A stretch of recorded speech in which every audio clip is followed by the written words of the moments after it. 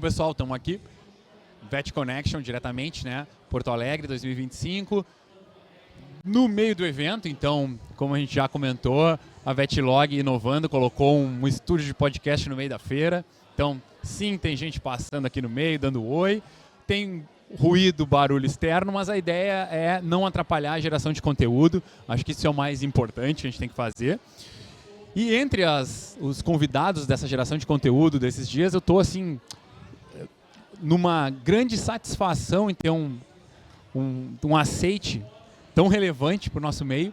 Hoje nós vamos falar, inicialmente eu vou dizer o que vamos falar sobre gestão técnica e inovação em medicina veterinária, nada mais nada menos com o Sérgio Lobato, né, uma figura ilustre do nosso segmento, que está aqui comigo hoje, me deu a honra desse bate-papo aqui, que nós vamos navegar em alguns universos. Sérgio, muito bem-vindo, obrigado pela tua presença e fala um pouquinho de ti aí para nós, do evento, o que está achando. Eu que agradeço. Quando a pessoa fala ilustre, eu já me sinto um velho de 72 mil anos, né? Me sinto já quase o avô do Voldemort, mas enfim, fazer o quê, né? Então, assim, eu fico muito feliz, agradecer o convite.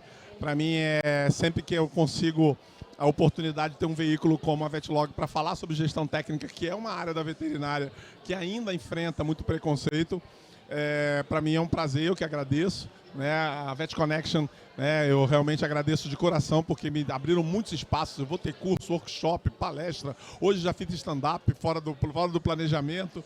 Então, para mim, o evento está sendo o primeiro dia e já está sendo assim, fenomenal.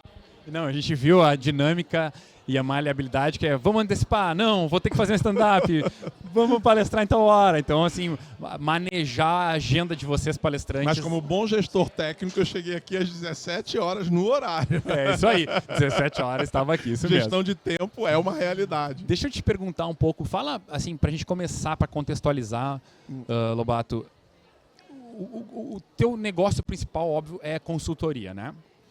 Sim, eu acho que é o apoio. E aí dentro do apoio entram as ferramentas, consultoria, mentoria, check-up empresarial. Então, de acordo com o que o meu cliente passa no briefing, na informação dele, no primeiro contato, naquela conversa, eu sempre falo para os meus clientes, grava um áudio para mim, se você está me ligando, ou então a gente marca um café. Mas geralmente, como eu atendo o Brasil inteiro e até o exterior, eu tenho que receber a informação da maneira que for mais prática para o cliente. Então, geralmente, eu peço para ele gravar um áudio. Me conta a tua história. Primeiro, você me conta o que está acontecendo, por que você me procurou, o que você acha que eu posso te ajudar. De posse dessa informação é que eu decido se a gente vai para uma consultoria, para uma mentoria, para um check-up empresarial. Depende muito, porque eu sou contra a receita pronta. Não pode. Cada profissional, cada empresa tem os seus desafios em determinados momentos da linha do tempo de cada empresa.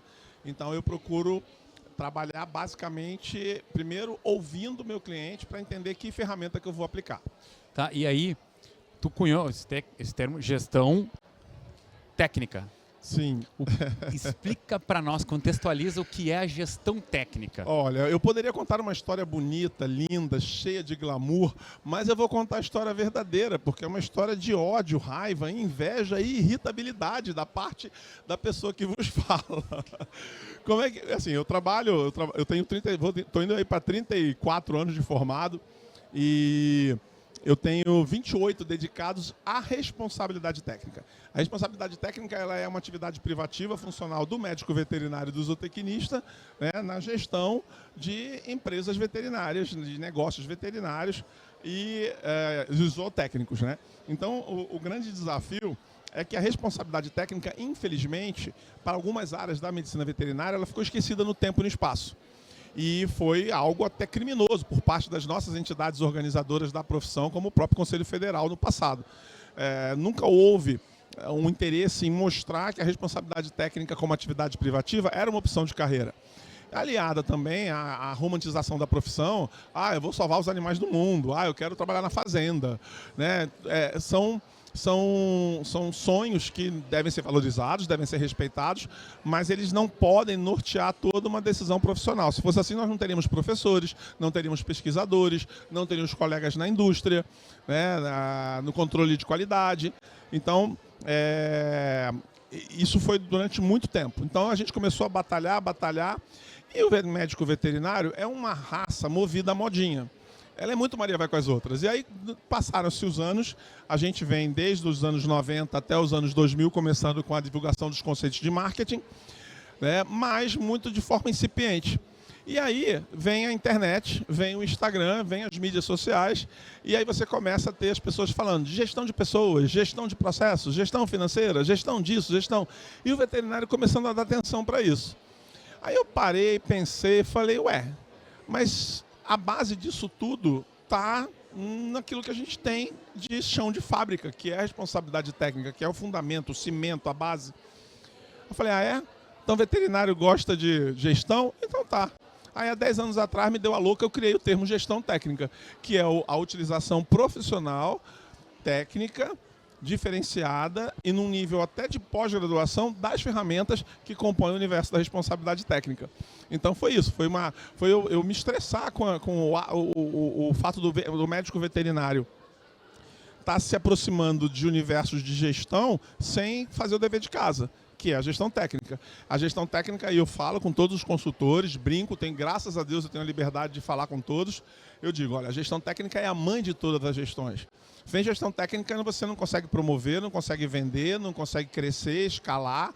Você vai ter problema jurídico, você vai ter problema técnico, operacional, e você não garante o bem-estar do seu paciente, notadamente na área de pequenos animais, né? Que é a área que eu me dedico 90% do tempo.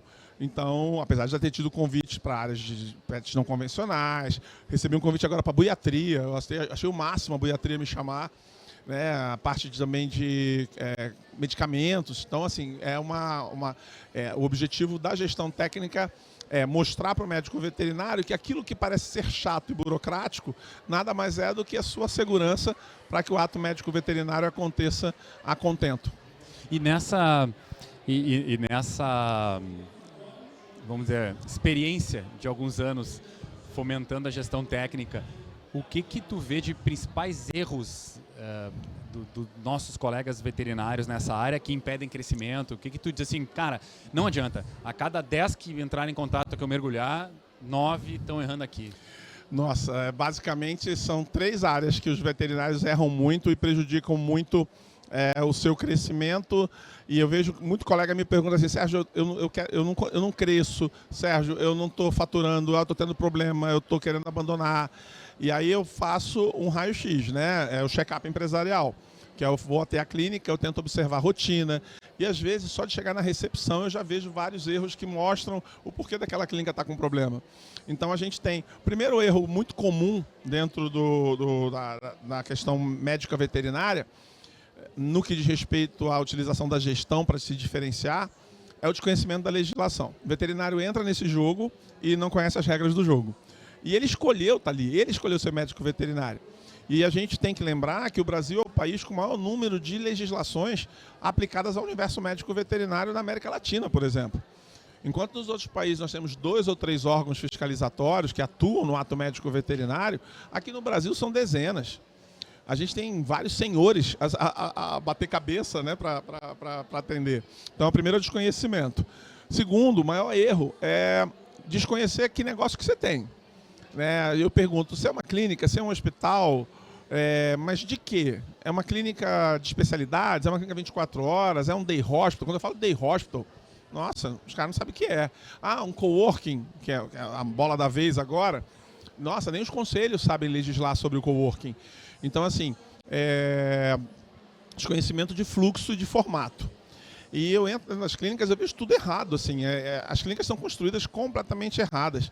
E o fluxo errado, ele faz com que eu perca tempo, que eu tenha que fazer retrabalho, que eu coloque em risco minha equipe, que eu coloque em risco meu paciente, aumente a probabilidade de acidente. Então, eu estou vivendo na corda bamba. Então, o desconhecimento de fluxo. E o outro é justamente não saber se posicionar quando ele tem que definir o seu próprio planejamento de estratégia. Ele não sabe o que é que eu vou fazer. Ninguém acorda de manhã e decide comprar uma ressonância. Ninguém decide de manhã virar um cat friendly. Mas por quê? Por que você quer ser cat friendly? O que te levou a isso? E aí as pessoas não sabem responder. Não sabem me dizer o básico. Não, porque está aumentando o número de gatos na minha clínica. Mas quantos %? Estão vindo da onde? É só uma percepção ou tem dado que comprove né? Eu não preciso de muitos dados. Um dado só me define se você vai ser cat-friendly ou não, que é aumento do número de pacientes felinos. Pronto, não preciso de 200 milhões de planilhas, né? E é isso que a gestão técnica faz, tentar pegar isso e ser uma amiga do veterinário nesse processo decisório, que muitas vezes é falho porque ele desconhece as regras do jogo. Porque a gente acaba vendo, conversando, né, com muito cliente, vendo muito isso, ó, a reclamação pela falta de movimento num mercado onde tem muita gente faturando muito e crescendo vários dígitos sem reclamar. E aí tu vai ver, começa pelo, como tu falou, posicionamento. O cara tem que saber o que ele quer oferecer, como ele quer ser visto. Não. Sim. E uma outra coisa que é quase atávica da profissão é o medo do mercantilismo da profissão. Porque durante décadas eu cresci, eu me formei no universo. Eu falo assim, gente, vocês estão dando bem, graças a Deus, pela professora Anelisa e pelo professor anterior, né? Os nossos dois últimos presidentes de conselho.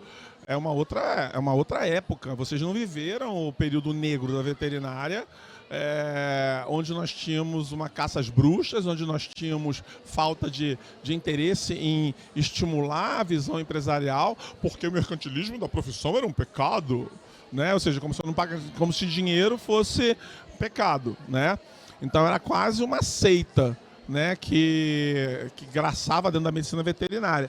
E isso fez com que houvesse uma diferença clara. Quer ver a prova disso? Ver quanto o mercado pet cresceu e quanto que o mercado vet cresceu. Basta pegar os dados da BIMPET das últimas 3 pesquisas. Vai lá no gráfico pizza. Veterinária continua com 9%. Enquanto todos os outros setores crescem. Nós não, paramos e estacionamos. Porque temos medo de ter estratégias comerciais. Aí se fala de medicina preventiva. Medicina preventiva é uma estratégia comercial. Não é porque você está se preocupando pura e simplesmente com a qualidade de vida durante a média de 15 anos do animal. Saúde. É promover saúde, mas saúde tem custo. Saúde tem custo, tem investimento, né, e tem a necessidade de uma comunicação muito estratégica para se vender um programa de longevidade. E hoje a maior parte dos médicos veterinários não sabe trabalhar projetos de longevidade. Eu tenho uma palestra que eu falo sobre como construir uma clínica elderly friendly.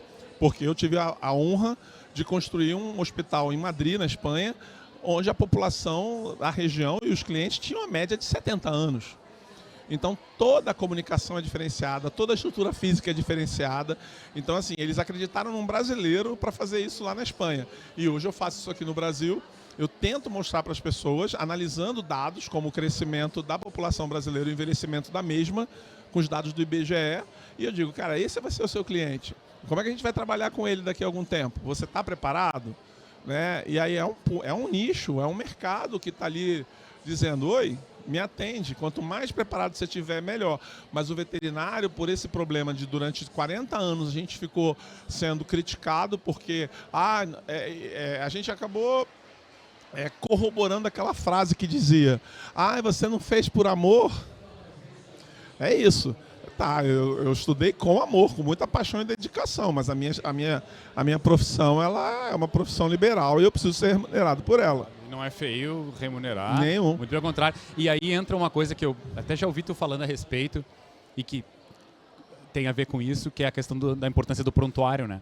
Porque um prontuário bem feito, ele acaba também ajudando a mostrar que o que foi, como se diz, oferecido, ofertado, o procedimento realizado, tem a ver com a real necessidade. Sim, né? Dentro da gestão técnica, a gente namora muito com o direito veterinário.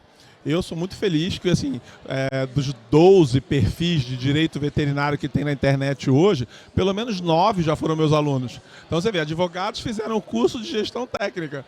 Por quê? Porque eles sabem da importância dos atos de gestão técnica como preventivos de uma série de problemas, como, por exemplo, os jurídicos. E a gente tem uma resolução própria de documento, a gente tem o próprio Código de Ética falando sobre a importância do registro do ato médico veterinário. E para aqueles que trabalhavam até 1996, talvez seja mais difícil, mas depois de 96, com o surgimento do Código de Defesa do Consumidor, a gente tem que ser lembrado todos os dias que o que nós temos é uma relação consumerista. Então é mais uma regra que a gente tem que seguir. E dentre essas regras, o prontuário é uma regra técnica veterinária, mas que é utilizada como documento tá? E ferramenta de disputa jurídica. O prontuário é isso. E eu brinco dizendo que existem 2 prontuários, o prontuário do cliente e o prontuário mais esquecido, que é o prontuário da clínica, que é o livro de responsabilidade técnica, que infelizmente os conselhos em vários estados ainda cometem o erro de chamar de livro de ocorrência. Porque o livro de ocorrência, até semanticamente e neurolinguisticamente, quando você fala ocorrência, é algo fora da normalidade.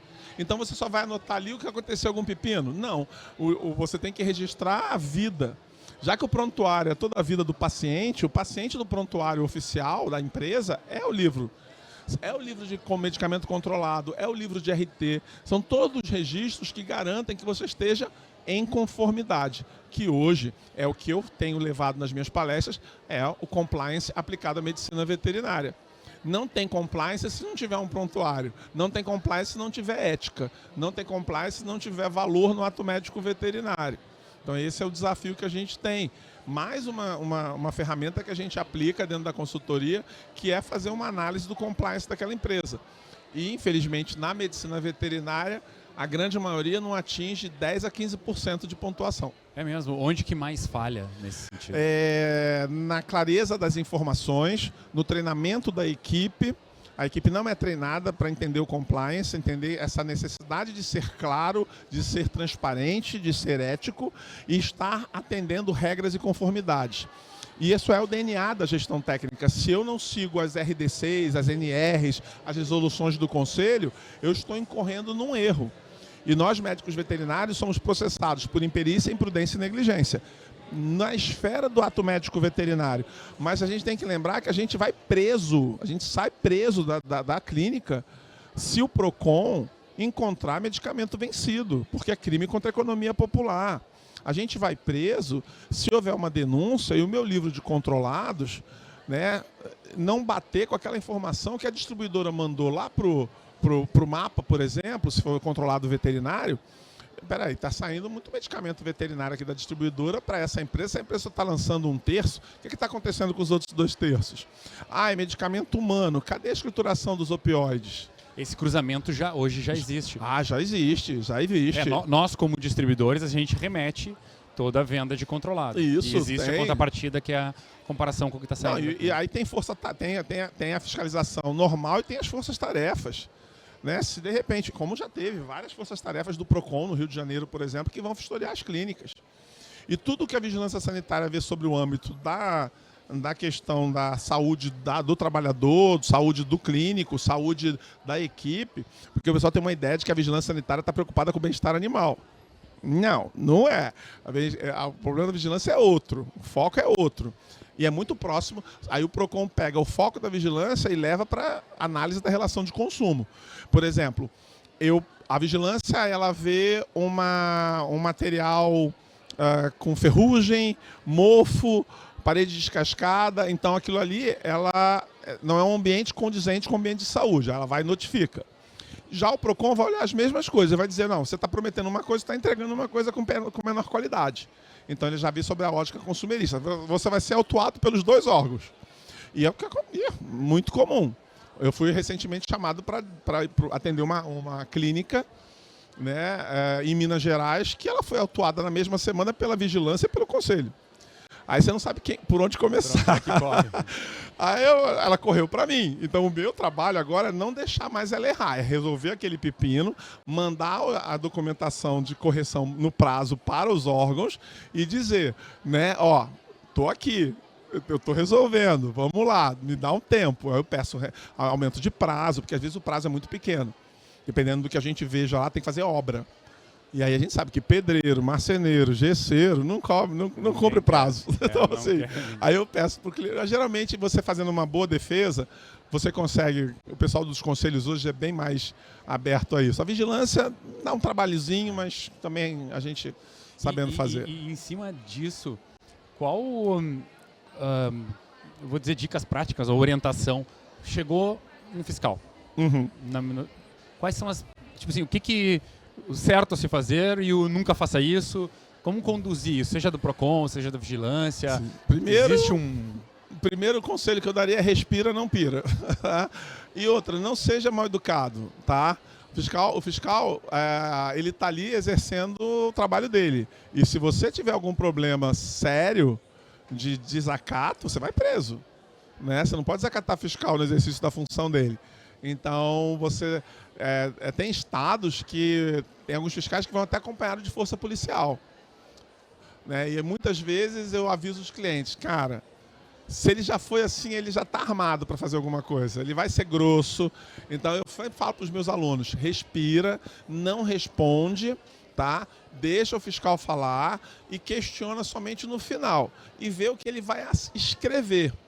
Porque só o que ele escrever, ele pode cobrar. Se ele cobrar de boca, você sorria, Kowalski, sabe? Não bate boca, não vou fazer. Não. Tá. Eu sempre falo para você ser extremamente tranquilo. E eu digo, as melhores costas quentes que você pode ter numa fiscalização é o conhecimento da legislação. Então, assim, saiba a legislação, não se assuste com ela, você passa a conviver com ela, você não tem que decorar tudo. Você vai aprender aquilo que é o do seu negócio. Por isso que eu digo, cada um é customizado. E aí, se você tem esse conhecimento, o fiscal não cresce. O fiscal já percebe. E outra, uma coisa que eu sempre digo para os colegas, mantenha a sua clínica, o seu hospital, o seu consultório, o mais próximo possível do conceito de ambientação hospitalar. É uma dica que eu dou. Por quê? A ambientação hospitalar é um balde de água fria no ímpeto do fiscal que quer te ferrar. Sérgio, mas todo fiscal é assim? Não, a grande maioria não é. Eu dou aula para vigilância sanitária, eu conheço vários fiscais, eu peço ajuda a vários fiscais pelo Brasil inteiro, todos me tratam muito bem. A grande maioria, mas eles estão fazendo um trabalho, ele não é seu amigo, ele não é seu consultor, ele não está ali para resolver o seu problema. Mas eu mando para lá, vocês não sabem. Então, não é o papel dele. O papel dele não é orientar você. Hoje a fiscalização brasileira ela não é educativa, ela é punitiva. Em algum outro estado, um ou outro profissional pode até ser mais camarada, mas aí na sua essência ele está ali para verificar a qualidade do ato médico veterinário. Se não tiver a contento, aí é complicado. E eles vão direcionados, eles vão com... Existe algum racional, alguma lupa especial que eles estão olhando ou não? Eu costumo dizer que existem modinhas de fiscalização. Tem época que eles estão vendo a casa-mata de oxigênio. Aí agora a moda é o depósito de resíduo temporário, pela questão da COP30, pela questão do gerenciamento de resíduo, que veterinário é uma racinha que desconhece. Ele quer montar o centro cirúrgico. Já monta errado. Ele fala, meu centro cirúrgico está errado. Já monta errado. Aí ele esquece das outras áreas obrigatórias, que não são áreas glamourosas. Depósito de material de limpeza, depósito de resíduo temporário, sala de descompressão, copa dos funcionários. Eu tenho clínicas que tomaram multas carésimas e me chamaram por causa do Ministério do Trabalho. E o Ministério do Trabalho não foi lá para ver se estava contratado CLT. Ele estava lá para ver a qualidade das NRs que você tem que seguir, que no caso da gente é 32. Mas não está escrito no caput da lei de medicina veterinária. Mas vai lá nas referências bibliográficas de todos os roteiros sanitários do Brasil, tá lá, NR32, o que gera a obrigatoriedade de você seguir. Eu tive um aluno de uma faculdade particular de Minas Gerais que mandou uma mensagem para o professor, porque eu fiz um post sobre o Crocs, né, que eu abomino o Crocs, e ele falou assim, eu vou continuar usando porque tá lá, NR32 não é para veterinário. E aí você respira fundo, né? Aí você vê, um aluno perdeu tempo de pesquisar para poder bater de frente com o professor e comigo que ele ia usar Crocs. Então que se contamine, que perca o dedo, que tenha um câncer e morra. Pronto. Eu falei, é isso que você quer, garoto? Então, na minha empresa você não trabalha. Aí teve uma colega que falou assim, não teria um gestor tão intransigente contra você. Eu falei, eu é que não teria uma veterinária porca como você trabalhando comigo. Só lamento. Eu não tenho muita paciência, quando é estudante eu ainda levo pela mão. Quando é profissional formado, com coisas tão básicas assim, eu vejo uma certa intransigência, aí, meu filho, os 28 anos de morro carioca descem na finesse, que eu sou filho de advogado, eu sei até onde eu posso ir, mas que o morro desce, desce. Mas até assim, né, o profissional hoje que busca uma assessoria, ele até é um profissional mais mente aberta. Assim, ou ele foi na dor, ou ele foi na sensibilização de, eu posso fazer mais. Pode ser uma dor de crescimento, uma dor de olhar para o lado e dizer para o vizinho assim, o cara tá Chega um momento em que o profissional, quando eu falo, vamos dizer assim, um empresário. Sim. O empresário, ele olha para o seu negócio e diz, ou eu continuo sendo um generalista aqui, fazendo mais do mesmo, ou eu vou me diferenciar, né? Sim. E aí, acho que é esse empresário, ou é o da dor, que sofreu o pênalti e diz, agora eu vou precisar de ajuda que eu não sei, ou é aquele que... Eu queria entender esses perfis de quem é o cara que busca a tua ajuda, sabe? Existe uma frase que eu escuto nos dois perfis, tanto no cara da dor que tomou multa, que o que tomou multa fala de uma forma irônica, e o que não tomou multa, mas que quer mudar, está buscando crescer, ele fala de uma forma culposa, mas é a mesma frase. Não, eu tô te chamando aqui para você ver, mas eu já sei o que está de errado. Né? Eu sei que tem, mas é sempre bom trazer alguém de fora. O cara que fala isso pela dor, ele fala de forma irônica, tipo, não, pô, eu fui multado por besteira. Ele não acredita, mas ele fala a frase. E o que está buscando crescer, ele fala com uma necessidade de construir comigo uma parceria. E eu tenho uma máxima que eu digo assim, e eu até postei recentemente no meu Instagram, uma postagem de agradecimento, que é assim, se eu tenho um CNPJ forte hoje na Sérgio Lobato Assessoria e Consultoria, é porque o meu CPF foi analisado antes. Né? Porque eu escuto muitos dos clientes, Sérgio, antes de a gente contratar o CNPJ, a gente conheceu o CPF, porque não é qualquer pessoa que a gente coloca dentro da empresa. Isso é compliance. A questão ética, porque eu tenho acesso a dados muito sensíveis. Então, as pessoas, até no mercado veterinário, o pessoal fala, nossa, você consegue trabalhar para empresas concorrentes na cadeia produtiva, laboratórios do mesmo mercado, como é que você consegue? Eu falei assim, posso usar um termo usado pela minha mãe? Em boca fechada não entra mosca. Ética, eu não fico de leve trás. O cliente me pede, né? É tipo, eu estou trabalhando na Pet Society, trabalho na Perigô. Eu trabalho na Zoetis e trabalho na MSD. Todos me contratam. Sem a menor preocupação. Hoje, a pessoa fala assim, você assina contrato de disclosure? Com o maior prazer. Quando alguém me chega com contrato de disclosure, é um nível acima. Né? É um nível empresarial acima. E eu tenho, esse ano agora assinei 3. Estou trabalhando para 3 empresas que me pediram o contrato de disclosure. E você faz isso, que é você boca fechada, né? Direto e pronto. E aí esse desafio é um desafio de entender que nós temos no mercado veterinário empresários que estão em diferentes momentos da sua vida empresarial. Né? Eu, como consultor, eu tenho que me capacitar para atender todos eles, mas principalmente para entendê-los. Porque eu sei que muitas vezes, e eu digo assim, 95% dos erros dos médicos veterinários e dos empresários do mercado pet de uma maneira geral, pet e vet, é por desconhecimento puro. 5% é aquela pessoa que a gente devia matar, enterrar e jogar cal. A pessoa é ruim mesmo, a pessoa faz de malandragem. Mas é muito pouco. É muito pouco. A grande maioria é óbvio que tem alguns erros que você fala assim, criatura, tu comeu o que no café da manhã? Sucrilhos mofado? Porque caiu do berço quando era criança, sabe? Tinha umas coisas tipo, você que foi à faculdade, você estudou, né? Você fica assim, vem cá contigo, vem. É sério que você não fez, que você não sabe isso? Aí vou lá, ensino, tenho maior paciência. E quando a gente fala não sabe isso, eu te pergunto assim, o que é para ti indicador de saúde financeira numa clínica veterinária? O que tu... Olha... Vamos começar a falar um pouquinho de números, indicadores, mas... Então, eu sempre vou puxar para o lado da gestão técnica. A gestão técnica, ela é aquela... hoje eu recebi uma tabela, eu pedi a um colega meu me mandar uma tabela da clínica dele, uns DRE, né? E para ver os índices que ele tem e onde que a gestão técnica entraria facilitando. Hoje, vou dar para você assim... quanto menos desperdício eu tenho na farmácia, mais saúde financeira aquela empresa tem. A farmácia é uma área super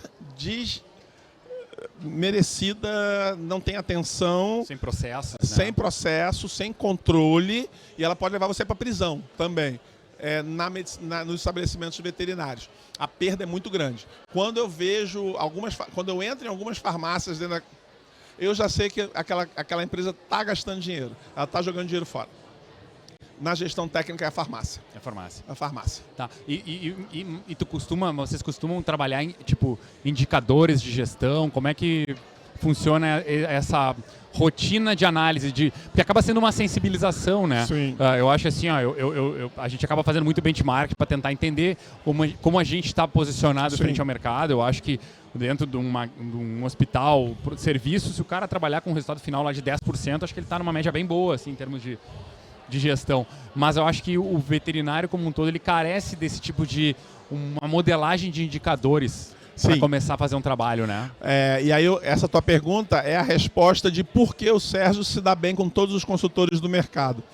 Porque o bom gestor técnico, ele tem que ter capacidade, ética, e ele tem que ser extremamente transparente em dizer para o cliente: o meu trabalho vai até aqui.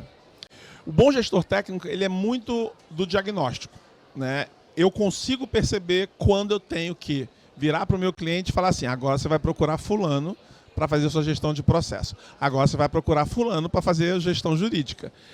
Nós somos o melhor check-up.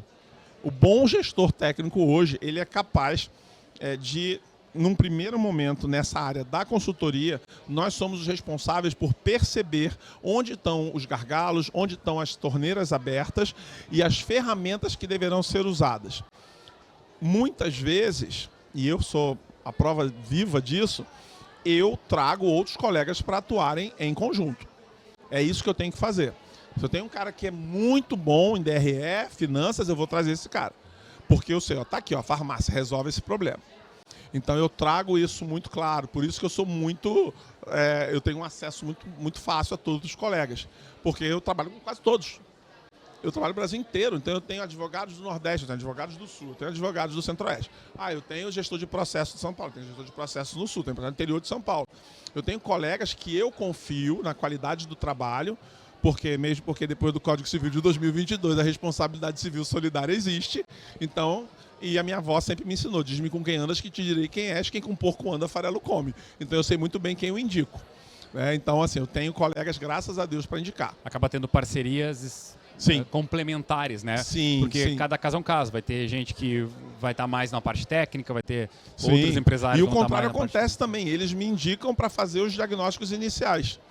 Porque, assim, ele falou: Sérgio, é gritante. Às vezes eu estou na recepção, eu já sei que aquele atendimento péssimo que está sendo acontecendo na recepção está me refletindo na continuidade de faturamento, que o cliente vai uma vez só e não volta. Aí eu tenho um cão que deveria estar 15 anos ali naquela clínica e não fica nem um ano. E dentro das tuas andanças, eu te falo, somos baseados, né, no sul do país, onde acaba sendo um mercado considerado por muitos um mercado fechado, um mercado mais difícil de buscar ajuda, vamos dizer assim. Como que tu vê esse paralelo, essa diferença regional de gestão e de empresariado entre, vamos dizer assim, Rio Grande do Sul, Santa Catarina, Paraná, o que a gente vê mais para São Paulo, Rio? Não, então, assim, vocês falam que vocês são fechados, vai trabalhar em Minas. Minas, ele é pretensamente simpático. Eu brinco com os meus mineiros, vocês são uns fofinhos, falando trem bom, né, mod que. Mas, cara, se tem um povo que é resistente à mudança, é o mineiro. Eu trabalho em Minas, no Rio Grande do Sul, há mais de 20 anos. É gritante a minha necessidade de utilizar ferramentas, não de convencimento, mas de repetição, para que eu possa chegar até ao processo decisório de um colega a fazer uma aplicação que eu tenha indicado. Em Minas é muito mais demorado do que no Rio Grande do Sul. No Rio Grande do Sul, vocês são mais objetivos.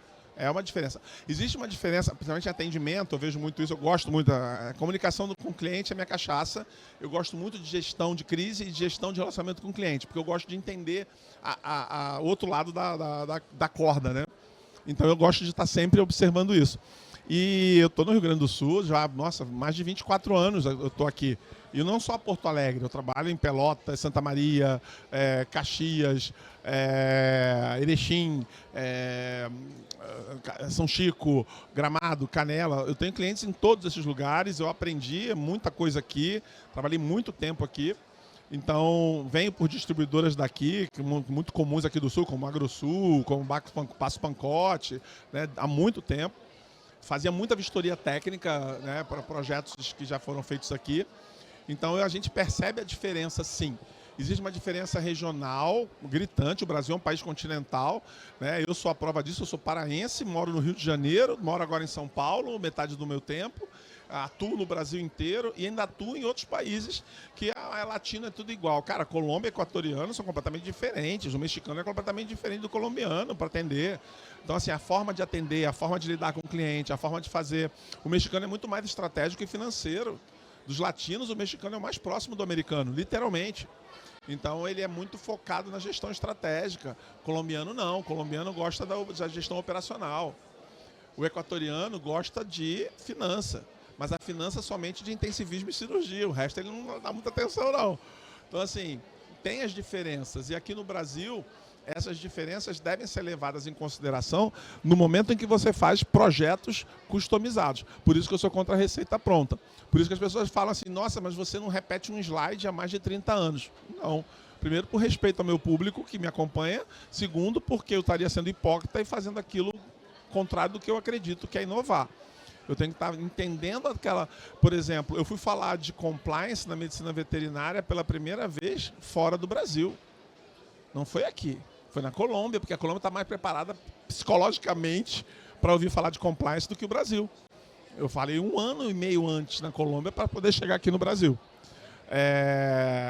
Não é todo congresso. Eu falo de gerontologia como diferencial estratégico de atendimento.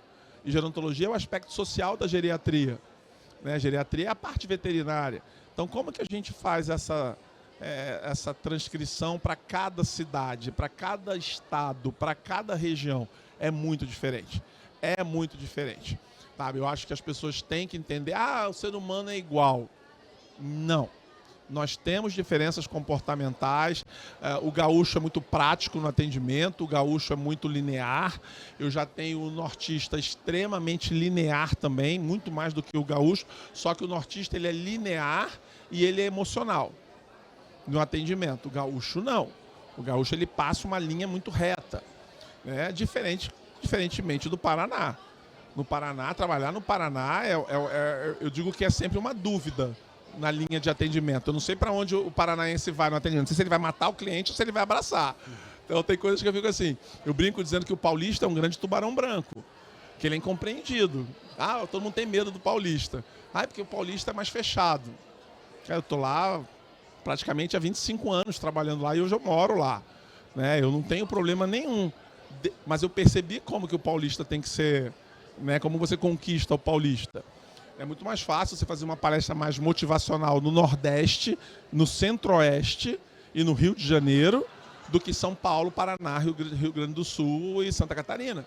Porque vocês vão questionar qual o fundamento disso. Vocês perguntam isso muito. Né? Eu tenho outros estados, a pessoa ela sente primeiro, depois ela até vai perguntar como eu aplico isso. Como eu aplico essa palestra mais divertida? Tipo... Eu terminei uma palestra agora recentemente numa convenção de uma empresa, de um laboratório, era em Goiânia. Óbvio que eu terminei com evidências.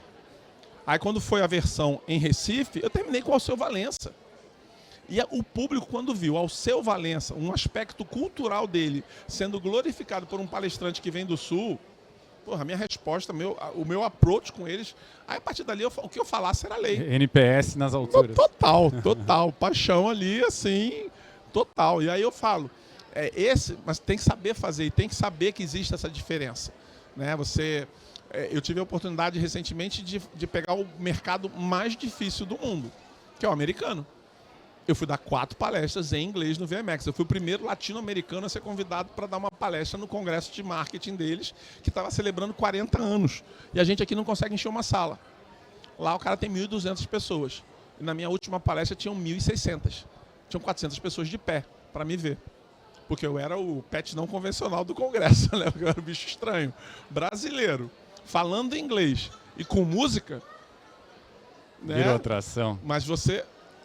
E eu brinquei com a questão cultural. Na primeira palestra eu já falei, do not respect my space. I'm Brazilian, you can touch me, you can hug me, you can kiss me, I'm easy like Sunday morning. Brinquei com eles. E eles já ficaram assim, tipo, cara, que coisa estranha, né? O cara desse tamanho, brincando. E foi uma construção de confiança. O que falta aqui no Brasil é que as pessoas que têm o poder de estar no palco entendam que a gente tem que tirar o nosso ego. A gente ali é um instrumento da mensagem. Mas, infelizmente, a gente quer brilhar. E, olha, um leonino falar isso é difícil, né? Mas se eu não abaixar o meu ego e não focar na plateia e nas necessidades do mercado veterinário onde eu estou, eu seria apenas mais uma mentira. E dentro desse aspecto que tu trouxe dos Estados Unidos, a gente acaba também viajando muito e trazendo muita coisa para cá. Eu morei fora também, e uma das questões que tu levantou no início, dessa importância da prevenção. Prevenção é promover saúde e é sim faturar de forma recorrente. Os Estados Unidos, não dá para dizer que está na nossa frente, mas ele está num momento mais maduro. Sim, ele é o líder hoje do Standard Care. O que tu acha que a gente pode aqui trazer de prático, sabe assim, cara, não precisamos reinventar a roda, mas se a gente trabalhar isso nessa parte preventiva, a forma de abordar o cliente, acho que conecta com tudo que tu está falando, que é a importância de treinamento de atendimento balcão, mas tudo tem que estar conectado com algo a ser feito pela prevenção. Tu tem algum paralelo que tu possa fazer de lá para cá, que diz assim, estamos engateando, mas tem muita coisa a ser feita? Tem, a gente hoje tem... Eu tenho um case que eu sou muito orgulhoso de dizer que passou por mim, né, que é um personagem da internet, que é o Dr. Pug, que é o Fábio. O Fábio foi um dos meus primeiros alunos, mentorados, eu dei consultoria, montei o consultório dele, montei a clínica dele. Hoje o Fábio ele é um dos maiores campeões de acesso da internet e ele trabalha com medicina preventiva. E quando eu falei para ele sobre medicina preventiva, eu falei, você vai ter que encontrar uma maneira de atrair o teu público. E o teu público é o dono de Pug. Hoje ele atende o Brasil inteiro, ele é super famoso, ele foi agora para a convenção da MSD, ele deu palestra no Mundial de Gestão, ele virou uma referência em comunicação aplicada ao cliente, falando sobre educar sobre o cliente. E a gente tem que levar isso mais para a faculdade. Lembrar que a gente não está ali só para salvar os animais do mundo, a gente está ali para construir uma relação. E construir relação é através da educação básica, inclusive sobre o que é um animal durante 15 anos. Hoje a gente não consegue construir um conhecimento seriado. Eu vejo faculdades que têm aulas que não se conectam, que não se... Sabe, você não consegue entender. Antigamente a gente sabia, anato 1, anato 2, isto 1, isto 2. Êmbrio, depois vem... tem fundamento de química, química fisiológica, farmaco 1, farmaco 2. Tinha uma construção do saber. Hoje, se a gente não resgatar a construção do saber, a gente jamais vai chegar na medicina preventiva novamente. E é um aspecto que até a gente teve há pouco o lançamento da Ectofend, foi falado muito sobre prevenção, porque assim, hoje a gente enfrentou muito isso de trazer medicamentos que são inovadores para a região, mas que no passado, não tem, isso não tem na minha região. E a não prevenção fez as coisas acontecerem. Então, quer dizer, a importância do trabalho preventivo nesse caso, né, para a gente conseguir falar de saúde e não falar de tratamento, né. Lobato, assim, estamos caminhando aí pro final, você que está cansado, já deu palestra, já fez talk show, já fez tudo que foi coisa. Outra parte que tu desenvolve muito bem também é a parte de inovação, né, dentro das clínicas. Tu trabalha esse assunto com teus mentorados ou tuas consultorias. Como que tu está vendo hoje, e se tu puder trazer assim, insights bem práticos assim, para quem está nos ouvindo, questões de inovação e principalmente que a gente vem falando muito hoje na questão de IA, né? Inteligência artificial. Sim. Tá? Eu te pergunto isso por quê? Porque eu acredito na IA não como um substituto, que a IA vai substituir o veterinário, vai substituir... Não, eu vejo como uma potencializadora de forças, meu ponto de vista. Eu creio que, por exemplo, assim, muitas vezes um primeiro atendimento, um agendamento, a clínica pode estar muito mais focada no atender do que no preencher uma agenda. E isso, todo trabalho repetitivo, sem agregação de valor, pode ser feito por uma IA. Mas o que que tu está vendo dentro da medicina veterinária nesse sentido? Ou o que tu já está conseguindo aplicar dentro do teu segmento? Então, eu digo que inovação é um novo olhar sobre algo que já está ali. O primeiro passo, eu sempre falo assim, gente, inovação não é você ser um gênio que vai inventar uma fórmula quântica mágica. Às vezes você inova analisando um formato. Exemplo clássico de formato, serviços prestados de day hospital. Né? Os veterinários falam assim, não, deixa aí que eu fico olhando ele. E a sua hora de trabalho? Não, isso é um serviço, é uma clínica, não é um spa.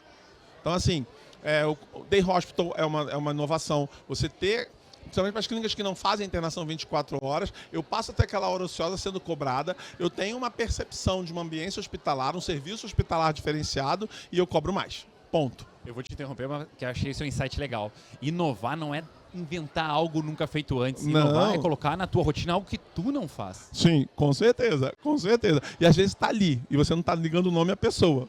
Né? E dentro das ferramentas, né, eu gosto muito da IA no auxílio diagnóstico.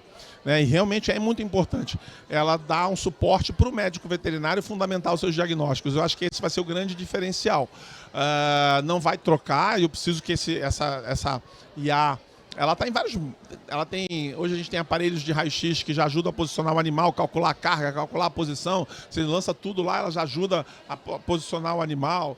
Você já tem IA que analisa o número de células e diz quantas células tem e acerta, sabe? Dentro daquela placa, e aí classifica as células, ajuda no diagnóstico. A gente tem a redução de tempo, para que o veterinário possa efetivamente exercer o ato médico veterinário e principalmente desenvolver suas soft skills de relacionamento, de confiança, porque o que vai fazer com que o veterinário tenha sucesso e que ele se mantenha no mercado sem burnout, sem o estresse exacerbado, porque o estresse sempre vai haver, tá? A gente está num mercado competitivo, é o somatório da inovação com a tecnologia e com a mudança cultural. Não adianta você trazer IA, trazer tudo, se você não treinar a sua equipe, se você não mostrar as vantagens, se você não educar a sua equipe. Ou você muda o DNA da sua empresa, ou a IA não vai te ajudar. A gente tem visto até, a gente conversou anteriormente, tem gente testando algumas ferramentas de IA para prontuário. Sim. Que é outra coisa que acaba aqui. Ajuda, me ajuda, principalmente eu estou lá falando, já vai pegando da fala, já me ajuda, reduz tempo. A gestão de tempo hoje é muito importante. Às vezes te dá mais faturamento, que tu em vez de encerrar um atendimento e ter que preencher um prontuário, isso vem pronto, só revisa. E eu já ouvi reclamação de cliente assim, o veterinário ficou o tempo todo preenchendo lá um papel, nem olhou para minha cara. É isso aí. E várias vezes. Então vamos lá, encerrando, Lobato, diz assim, ó, dessas tuas experiências, 3 dicas práticas. Eu gosto de terminar com dicas práticas. Dicas práticas. Que o empresário pode sair daqui e dizer, isso aqui eu consigo fazer amanhã, é baratinho, não tem custo e vou ser diferente a partir de amanhã. Tá, então vamos lá. Para poder não ser diferente a partir de amanhã, a primeira dica prática é: conheça as regras do jogo que você escolheu jogar. Ninguém te forçou a ter o seu pet shop, sua agropecuária, seu hospital ou ser médico veterinário. Você escolheu, então conheça as regras do jogo. Mesmo porque, em direito constitucional brasileiro, você não alega desconhecimento da lei na sua defesa. Primeiro ponto. Conhecendo, aí você vai aplicar uma coisa que eu digo para vocês. Neurociência básica, o ambiente transforma o comportamento, vai limpar a sua clínica, vai estudar a cor, vai estudar a iluminotécnica, vai limpar a clínica, vai organizar, vai setorizar, sabe? Um banho de loja na sua clínica, muda a cor, muda a iluminação, tudo isso transforma o comportamento da equipe e seus clientes vão lhe valorizar mais. Isso é certo como a morte, tá? Não adianta, as pessoas percebem. E o terceiro é ter mais cuidado com a escrituração das informações financeiras, para que você não faça do seu contador apenas um guarda-livro. Peça ajuda ou vai procurar um assessor financeiro para fazer um planejamento de investimento para a sua clínica. Você vai ter plano de saúde? Você não vai ter plano de saúde? Você tem um plano interno? Como é que você separa o teu dinheiro? Você está separando para comunicação? Você tem um dinheiro que você separa para um possível processo trabalhista? Como é que você está trabalhando isso? Então, a planificação, né, da sua estratégia financeira para os próximos anos. Tá, tu acabou me trazendo mais um tema aqui antes de encerrar, que tu falou em plano de saúde. Como que tu tá trabalhando isso com teus clientes? Como que tu tá vendo esse movimento? Eu já dou minha posição antes, eu acho que o plano de saúde veio para ficar, tá? Ele não pode ele tem que ser estratégico dentro do negócio. Sim. Mas eu vejo um grande benefício do plano de saúde, que ele está fomentando o mercado veterinário. Há um custo mais barato, ou assim, há reembolsos mais, né, de tickets menores, mas que, sendo trabalhado de forma estratégica, não deixa de ser uma boca de funil muito larga, que está trazendo acesso a pessoas, a donos, tutores, responsáveis de cães e gatos, para dentro da clínica, de uma forma mais frequente. É um ponto de vista. Mas eu queria entender o que tu vê, como tu tá vendo esse movimento. Eu procuro não deixar os meus clientes à mercê do plano de saúde totalmente. Então, tem que ter estratégias de uso, sempre falo para eles, porque não tem regulamentação. Então, as relações contratuais não são válidas, não existem. As regras são extremamente leoninas. Mas se você quer usar, então seja também tão estratégico quanto. Determine horário, determine dia. Não pode. Prova. O que não pode é estruturar o seu crescimento ou com base no que vem deles. Tem que usá-lo de forma estratégica, né? Com certeza. Aí você faz... E aí, assim, eu acho que o plano ele deve ser utilizado para aumentar o ticket médio da clínica depois. Você pode usar, é a entrada, o cliente entrou, e aí depois, isso aqui no plano não cobre, isso aqui eu tenho um programa especial, eu tenho um tratamento especial. Aí começa a trabalhar a conscientização que aquele cliente, ele chegou até a clínica pelo plano, mas ele permanece por outros serviços. Perfeito, perfeita abordagem. E encerrando sempre de uma forma de mostrar, escreve livro, tem curso, tem mentoria, o pessoal que quer saber mais, porque acaba que a gente está num tempo limitado, a gente está no meio de um evento, tem bastante compromisso ainda hoje. Como que o pessoal te encontra, como faz para encontrar o Lobato, para encontrar teus produtos, vamos colocar assim, teus serviços? De antemão já te agradeço bastante todo esse papo, mas como é que o pessoal te encontra? A maneira mais fácil é o meu Instagram, Sérgio Lobato Vet. Lá eu tenho a minha biblioteca virtual, os meus e-books. Agora estamos na Black Friday, eu fiz uma promoção com os e-books. É o que eu digo, né? Até brinquei no texto. Falei, agora você não tem desculpa. Tá aqui os e-books, né? Criados com muito carinho. Eu que escrevi, não foi o ChatGPT, né? Então, assim, tá lá o material. Né? Lá você tem acesso às minhas postagens. O meu Instagram é um Instagram extremamente diferente do mercado. Ele mescla muito do Sérgio Pessoa com o Sérgio profissional. O Gioso fala muito isso, que eu sou o único profissional do mercado veterinário que tem capacidade para ter um Instagram pessoal e profissional na mesma conta. Porque a gente sempre recomenda que separe, né? Mas é a minha marca pessoal. O que me levou para os Estados Unidos para ganhar entre 55 palestrantes do mundo inteiro, ganhar, foi a minha marca pessoal. Foi a minha história de vida que me fez estar lá. Eu fui escolhido por isso. Então, por que esconder isso, né? Então, e não foi escondendo, foi realmente mostrando as minhas fraquezas, mostrando minha luta com a minha saúde, mostrando o meu trabalho no dia a dia nas clínicas, que chegou até 9 países, e o meu 9º país foi os Estados Unidos, onde eu cheguei lá para representar a medicina veterinária brasileira, contando a minha história, né? E por isso que vocês vão ver, não se assustem. E tem muita dica, muito vídeo, toda hora tem, como diz o mercado, já brincou, né? O esporro carinhoso do tio Sérgio, né? O que eu falo mesmo, eu vejo coisa errada, eu falo. E aí é um ponto de encontro para vocês, e querem me acessar, querem conhecer o calendário dos eventos, dos cursos, é tudo lá pelo Instagram. Então tá bom, então já sabem como encontrar o Sérgio, então é no Instagram dele que tá tudo lá. E a Vetlog, seguimos aqui no Vet Connection, né, o podcast oficial do evento, gravando, trazendo conteúdo para vocês. Sigam a gente, acho que curtam a gente no Instagram, Vetlog, Vetlog Podcast no Spotify e Vetlog no canal do YouTube. E a gente está aqui e continua gerando conteúdo para vocês. Obrigadão, gente. Obrigado, Sérgio. Obrigado a vocês.